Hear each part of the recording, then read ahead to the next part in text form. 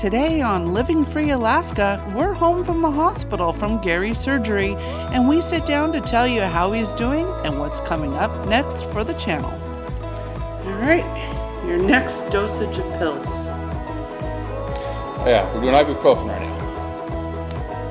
In 2020, we made the huge decision to sell our home in the lower 48 and move north to Alaska to live a way of life free from the hustle and bustle of big city life. Join us here as we share our everyday adventures living free in Alaska. Well, we're 20 hours post-op. How are you feeling? Hey, I'm here. So prior to surgery, I had a nerve block put on my femoral nerve, basically, the nerve that runs down the whole front of the leg. So that is working and blocking, had blocked a lot of pain during surgery and is still in effect. Expecting that nerve block to wear off in the next 4 to 6 hours. And with that, we are really ensuring that I am up on the proper medications before that wears off, so the pain is doesn't linger or doesn't raise up out of control. Previously, with my ACL surgery 10 years ago, I was under-prescribed for pain medication, and we got behind the pain after the nerve block wore off, and it's an unbearable nightmare of pain. It was excruciating for both of us. Horrible. So we're trying to really keep on top of that this time, and it should be fine. I'm going to be good.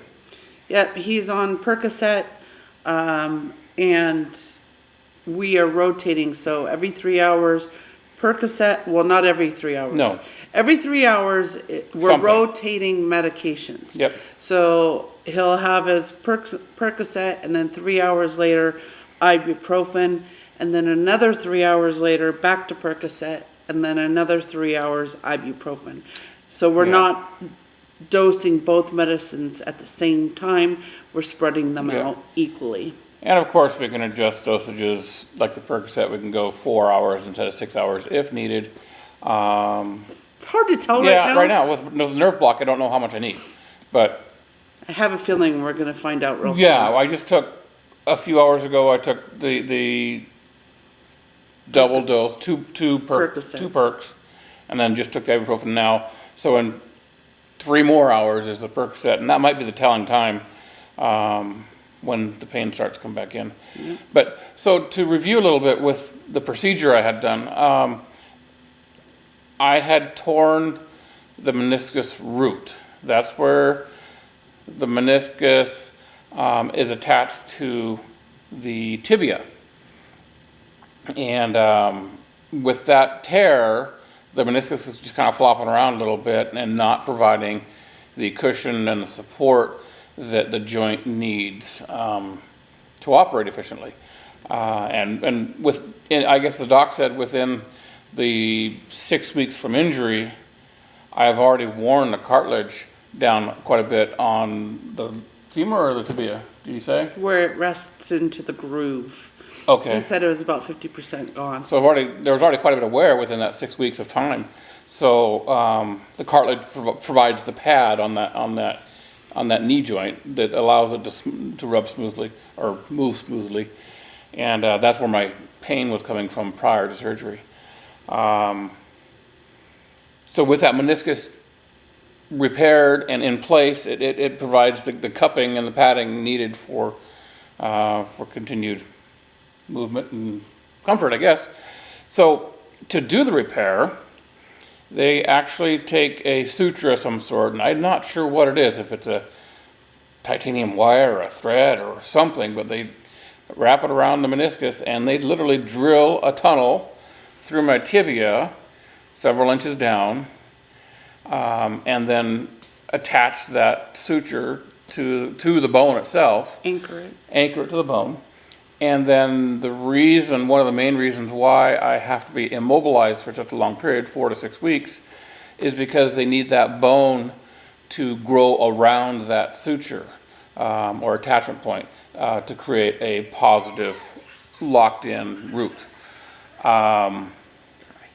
So, yeah, little to no movement of the knee for quite some time, and no weight bearing, so I'm on crutches and wearing this nice little brace here. I've also got a icing or a cooling pad underneath the brace. There's ice water flowing through this here to help keep the swelling down.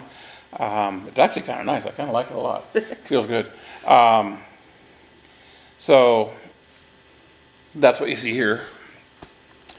But overall, leg elevated, feels good right now. We'll see what happens in a couple hours. I did stay the night here on the couch last night. I just found a comfortable spot and was good. Maybe I'll try to make it to the bed tonight. I'm not sure. This is comfy. This is working. I'm not sure if I can get as comfortable in the bed yet. So we'll see what happens. But yeah, this is my life. I got the couch, got the shades open over there so I can see the beautiful snow outside. Some trees. It's kind of a cloudy, overcast day today. I got my TV in front of me, so I've got my assortment of channels and entertainment to watch. Yep. Phone chargers here, water, snacks, and an amazing nurse that I have by my side that has been doing so well. I really do appreciate all she's done for me. And in this first 20 hours or so, there's a lot more to come. But she's been doing great. I really appreciate her involvement in this, and I need her for this. I really do. So I love you. Thank you. Mm-hmm. Well, and just to kind of sidetrack, so I don't have to find a creative way to segment it. On Sunday was Gary's last play adventure. Yeah. And we actually went out again for the Iditarod. I'm not going to film, or I didn't film a lot of it, just because we've already done 2 videos on it. Yeah. But I have a very special story to tell, and I am going to segment that now to you so you can see what happened at the 2024 Iditarod and how we helped a dying man's wish come true.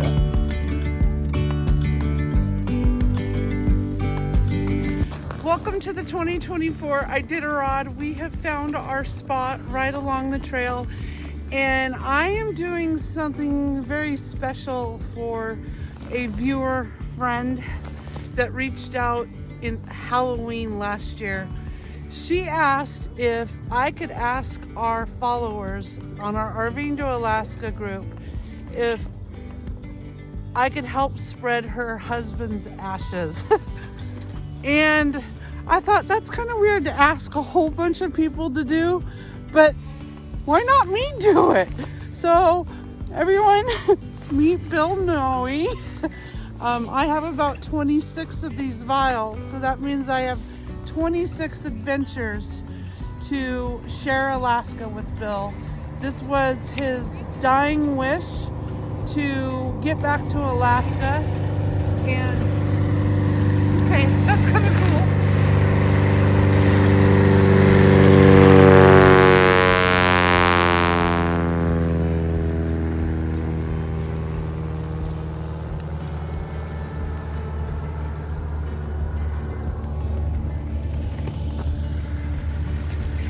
Trying not to cry. It was Bill's dying wish to get back to Alaska, and unfortunately he died during COVID. Not of COVID, but he never made it back. And so I told Felicia, his wife, I would do everything in my power to take Bill on some amazing adventures. So today, Bill is gonna be spread on the Iditarod Trail, and my hopes is his ashes will be picked up by the paws of the pups and taken all the way to Nome. I mean, of course, he's not going to make it all the way to Nome, but the thought is there, and I just think it was special. Now, the next question, 2 more planes are landing. Oh. Which way is the wind blowing? I don't feel any wind, do you? I don't feel any wind. Bill should be good to go.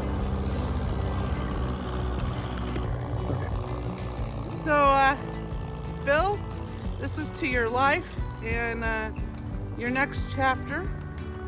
And yeah, I guess. Here we go. Ready?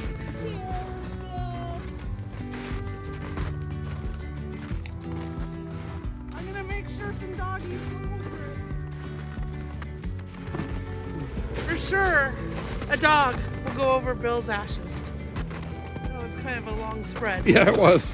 So here's to one of many adventures in Alaska with Bill. Cheers, Bill! Cheers, Bill! Good luck on your journey. I need a beer. Here's to Bill. Oh, that's good. Yeah, it was pretty awesome, pretty special, and that was kind of my last hurrah. It was kind of funny yesterday. Prior to surgery, my surgeon came in and looked at me and said, "Oh, yeah, you're swollen up a little bit." And I said, "Yeah, well, that was a 70-mile ride yesterday. You know, ran out to Scary Tree for the Iditarod." And he's like, "Well, I'm sure glad you did that. That's important for you to do. Get out there and have fun while you can, because the snow will be gone when you're out of this." So Yeah. I think by the time you're completely released, it will be. It'll be boating season, fishing season, go play It'll be season. May. It'll be green outside. So, Yep. timing, as horrible as it was perfect. It is the better for Alaska. Yeah, because we're coming up into, well, it's March. We've still got a good 30 days of winter, a month of winter, and then April and May we really start to melt off a lot, and May and June the trees start to green up and everything. So that transition season, the shoulder season, we call the mud season, because all this snow has to go somewhere into the ground, and it creates a muddy mess, and you can't really do anything. There's not enough snow to go snow machining. The trails are too muddy and yucky to go out on ATVs, or swampy, whatever it may be. So it's kind of a downtime, and here we are. I'm down. You're down. I'm down. But also, we will be doing some more cooking videos. I have been dabbling in. I'll be trying. Well, what I'm trying to say is, I've been dabbling in sourdough bread. Oh yes. And I think I'm finally at a point that I can share what I'm doing. I didn't want to rush to start making videos on my sourdough bread until I kind of understand. Kind of makes a little bit of sense. You want to know what you're doing before you share it. I did have some fails in the beginning. Oh yeah, absolutely. My last 2 loaves, I think I nailed it out of the park perfect. And so I feel confident enough I can share with you what I did. But she's doing a very good job. She's doing a lot of baking. She's doing some canning with soups and stews and Yeah. such like that. So I'm really happy that she's jumping in there and doing some of that. Well, taking with- some of the relief off of me. With you down, I've got to kind of step up a little. So Yeah. And I can coach from here pretty good. You can't see, but I can tell. Hey, do that! Oh, not that one. that might lead to some arguments because I may have already done that. She doesn't take instruction or correction very well at all. Also, we have coming up very soon 2 actually really big activities. Oh. We are going to have another Bill's Excellent Adventure with fun. a ladies' ride to a remote lodge. Right, I won't be there. Oh, ladies' right. Ladies' right, yeah. Nope, You will not me. You'll be right here on the couch. Nope, not me. So that's coming up this weekend. I'm going to be doing that activity, and I'm going to be taking Bill with us to release his ashes. And Bill's Excellent Alaskan Adventures. and then next week I will be volunteering at the Arctic Winter Games. The Matsu Valley is host this year for 2024, and the Arctic Winter Games is a gathering of youth. It's kind of like the Olympics, but just Right. all the Arctic countries, well, not all of them, but most of them. Yeah. Norway, Sweden, Canada, Team Alaska. I believe there's around 11 teams, but 11 different nations. well, teams, because Teams, okay. like Canada, I think has 3 different teams. Well, that makes sense. There's such a Different large area. regions, Yeah, regions. of Canada, and then there's Team Alaska. But I'm still learning about it.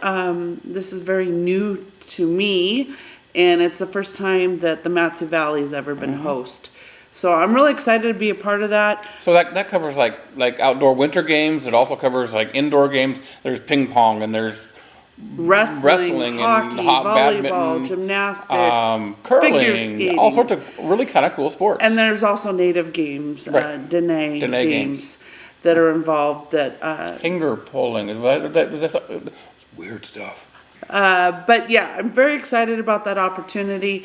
I'm doing 2 different types of activities and volunteering. I'm part of the media team as a photographer, and as well as hospitality services, where I'm going to be working a staff lounge. So you're getting good practice now. Practice for what? Hospitality services. Oh, well, I already do that pretty well, I Taking think. care of me. Taking care of you. Hospitality, taking care of others. Okay. I'm like, I already do that with RV Oh, Alaska. RV hosting, yeah, you do that pretty well. Party hosting. All right, well, welcome to 2024 and real-time content. I know that we will have spoken about spirit by now. I just trying to piece everything together and get us into real time. It's been fun. I'm glad I'm no longer editing every single day for a daily upload. That was rough. That was tough for you more so than I, but that was tough. Well, and especially now I have to take care of you. I mean, I literally was locked in my office for 10 to 15 hours every day to get those videos out. You did amazing. Just such an awesome jump start for this channel, Living Free Alaska. And the family. Thank you guys have done awesome for us, joining our new channel and continuing to watch and continuing to support. We thank you a whole bunch. Our YouTube family has grown exponentially this last month, and it's been so nice to get to know a lot of you, the viewers, our friends, our YouTube friends. So we appreciate it. Yep. And like always, if you have any questions or comments or want to see something specific, let us know. Drop a comment on the YouTube videos or email or however it may be. Just let us know what you want to see or talk about. Yep. Well, thanks, dear, for taking a little time out of your YouTube watching to... What else am I going to do? Oh, Lordy. I'm gonna go run a mile or something like that in a year. It's going to be a long recovery, but got to do what you got to do to get you back to 100%. Timing was right. This time of year right now. I mean, get into summertime, that'd be so much harder to be down like this in the summertime.